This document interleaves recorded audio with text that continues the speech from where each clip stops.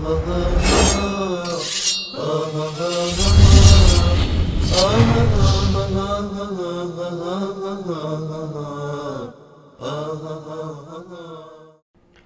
سلام علیکم، بفرمایید.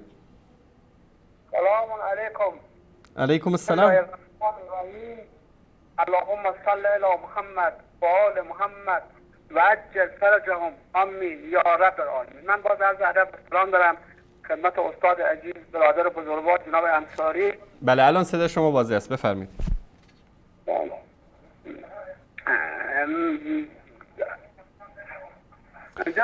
لطف کنید صدای گیرنده‌تون رو ببندید آقای حاج قاسم.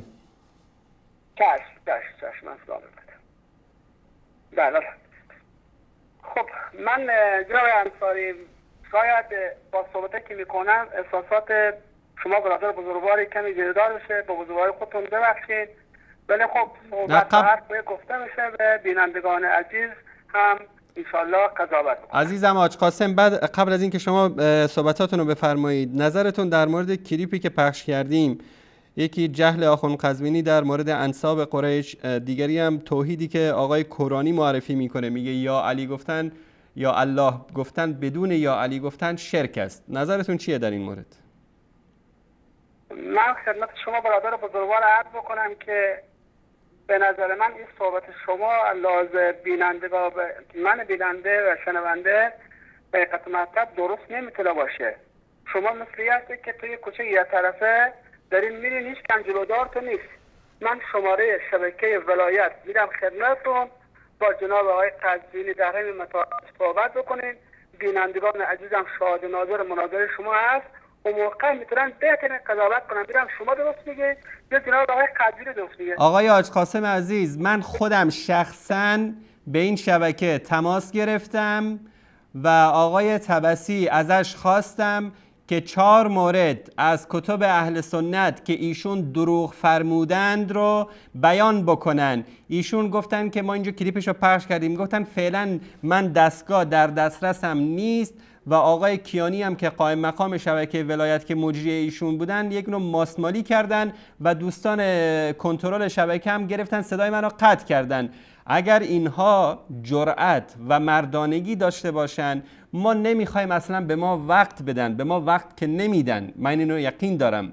اینا اگر جرأت و شهامت و مردانگی دارن، یکی از این کلیپ هایی رو که از دروغ های حضرت آیت الله قزوینی ما پخش کردیم، ایشون بیاد در شبکه بگه که اینجا این مطلبی که به من نسبت دادن صحیح نیست، جواب بده.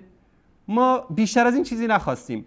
آقای شریفی اومد گفت من به نمایندگی شبکه ولایت میخوام با شما بحث بکنم و نمیدونم آقای قزوینی منو تایید کرده و فلان کرده و اینا. گفتیم بابا شما مدارکتون رو بفرست و یک تاییدی هم از آقای قزوینی. ما یک کلیپ از ایشون پخش میکنیم، شما بیاد جواب بده.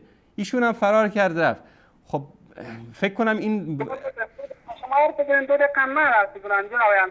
عزیزم شما ببینید، شما تماس گرفتید، شما قائم مقام شبکه ولایت نشید. ما اینجا بینندگان گرامی شاهد هستن که ما 3 ساله که میگیم آقا این بیاد جواب بدید، جواب نمیدن. شما اگر خودتون مطلبی دارید بفرمایید. اگر اونا به شما وکالت دادن، لطف کنید کاپی این وکالت رو بفرستید که ما به عنوان وکیل شبکه ولایت با شما صحبت بکنیم. در غیر این صورت شما باید یک بفرمایید در مورد کلیپا صحبت کنید. بفرمایید. شما سوال که من گفتم در رابطه با این موضوع من که عالم نیستم، چون معلومه که شما بالا پایینش قیچی نمی‌کنید. خب عزیزم آقای کورانی، شما قزوینی رو ول کنید. اونا نمیتونن جواب بدن. سیستانی هم بیاد، مکارم شیرازی هم بیاد، نمیتونه جمع بکنه دروغای قزوینی رو.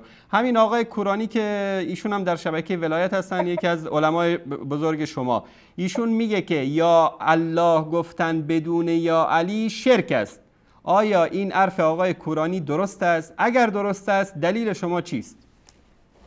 نه نگاه ببین، منظوری روحانی نظر خود من هست. حضرت علی را وسیله میدونه برای به الله رسیدن.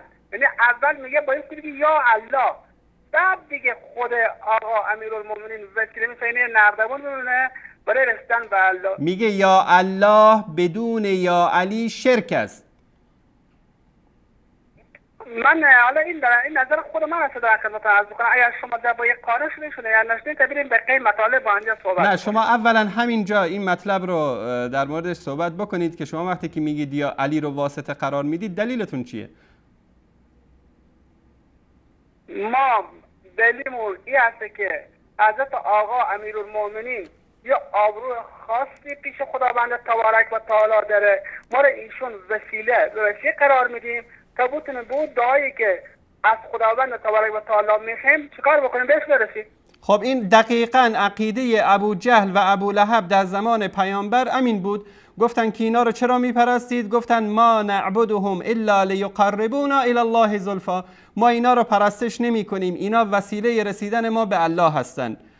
همین عقیده رو ابو جهل و ابو لهب و مشرکان مکه داشتن. پیامبر صلی الله علیه و آله و سلم با اونا جنگید و مکه رو فتح کرد، در بدر، در احد، در خندق، در حنین با اینا جنگید. حضرت علی گردن اینا رو زد به خاطر همین اعتقادشون.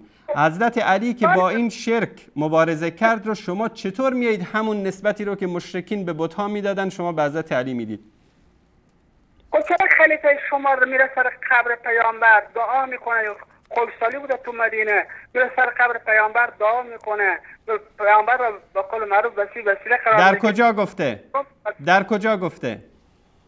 در صحیح مسلم شما اومده. بفرمایید بخونید در کجای صحیح مسلم اومده. حالا من دیگه اون حضور ذهن ندارم عزیزم، نه حضور ذهن دارید، حضور ذهن هم دارید و خودتونم میدونید که دارید چی میگید. شما بفرمایید که در کجای صحیح مسلم گفته. من این صحیح مسلم رو عزیزم وقتی که حضور ذهن ندارید این خیلی اشتباه بزرگیه. شما به چیزی استدلال میکنید که در موردش استدلال ندارید و سند ندارید. شما کنید چند تا سوال من خدمت شما عرض کنم. نه خیر، شما همین مطلبی رو که فرمودید در صحیح مسلم حضرت عمر به پیامبر متوسل می شده بفرمایید که چرا این دلیل رو گفتید. نه من گفتم رفت سر قبر پیامبر.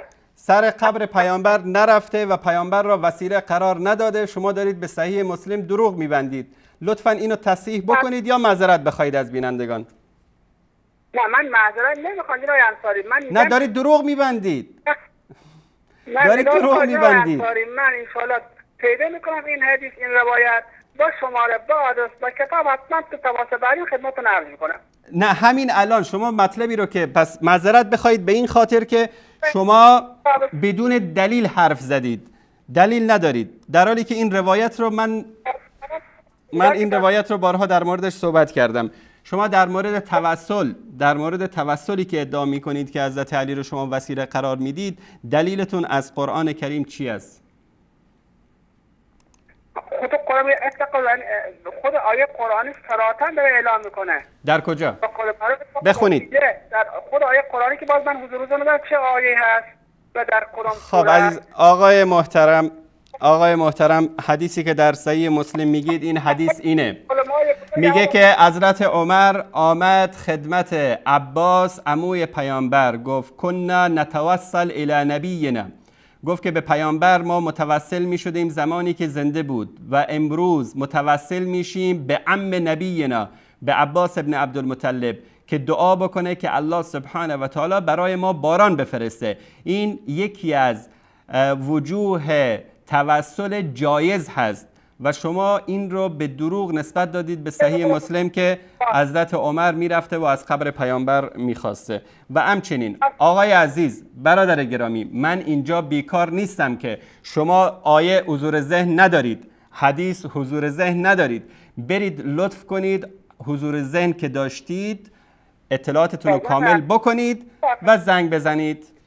من تشکر میکنم. به خدا وقت ندارم که من با آدمای جاهل سر و کله بزنم که اطلاع ندارن و آمادگی ذهنی هم ندارن. لطف کنید اطلاعاتتون رو کامل بکنید بعد زنگ بزنید.